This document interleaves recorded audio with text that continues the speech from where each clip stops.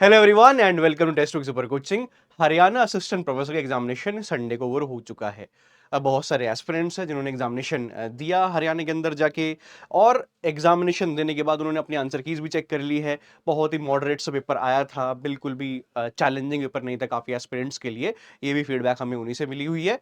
अब बात करते हैं हरियाणा असिस्टेंट प्रोफेसर हिस्ट्री की कट ऑफ की। तो क्या कट ऑफ जा सकती है? अगेन ये जो एनालिसिस जो मैंने किया है यहाँ पे, ये बच्चों से पूछ के किया हुआ है जो एग्जामिनेशन को दे के आए थे। तो इसके अंदर कुछ चीजें आपको ध्यान रखनी पड़ेगी कि एग्जामिनेशन जो था वो बिल्कुल मॉडरेट लेवल का था। ठीक है, moderate. Moderate in the sense, क्यों भाई मॉडरेट? मैं इजी क्यों नहीं कह रहा इसको? बिल्कुल इजी मैं इसे नहीं कह पा रहा हूं इसको, क्योंकि इसके अंदर नेगेटिव मार्किंग भी आ जाती है। तो जहां पे नेगेटिव मार्किंग आ जाती है ना, वो ऑटोमेटिकली पेपर को ना थोड़ा सा चैलेंजिंग बना देती है कि आपके कहीं ना कहीं आप सारे के सारे क्वेश्चन अटेम्प्ट करने के लिए चले जाएंगे।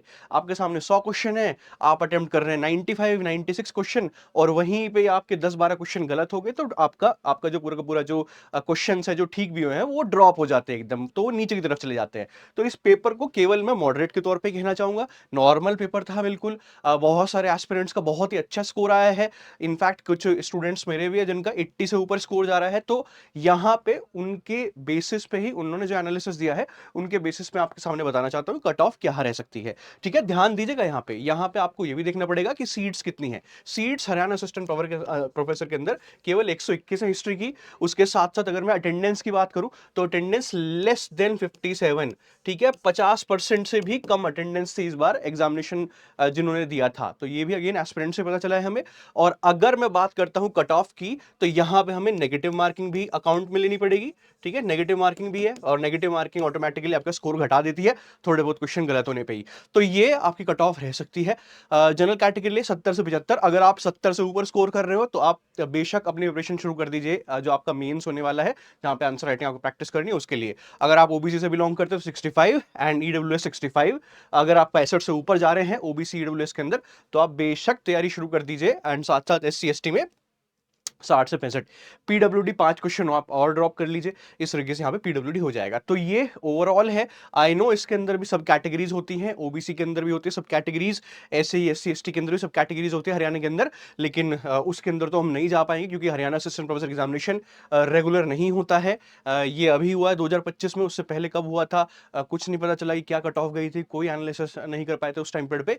तो अभी एनालिसिस है जो स्टूडेंट्स की फीडबैक के बेसिस पे मिला हुआ है। अगेन आपको यहां पे 121 सीट्स, लेस देन 50% अटेंडेंस हो गया, और साथ साथ नेगेटिव मार्किंग, इन तीनों चीज को अकाउंट में लेके तब ये आएगी। पेपर मॉडरेट था बिल्कुल, कह सकते हैं उसको मॉडरेट था, और मॉडरेट इस वजह से हो गया क्योंकि नेगेटिव मार्किंग है। तो ये रही आपकी कट ऑफ। आप कमेंट सेक्शन के अंदर बता भी सकते हैं कि आपका स्कोर क्या रहा। यहां पे ये भी जानना जरूरी है कि 2-3 क्वेश्चंस तो ड्रॉप भी होंगे हरियाणा असिस्टेंट प्रोफेसर के, उसके ऊपर भी हम एक सेशन करेंगे कौन कौन से क्वेश्चंस ड्रॉप होंगे। ठीक है, टेलीग्राम चैनल को ज्वाइन कर लीजिए, स्टूडेंट सर टेक्स्ट बुक।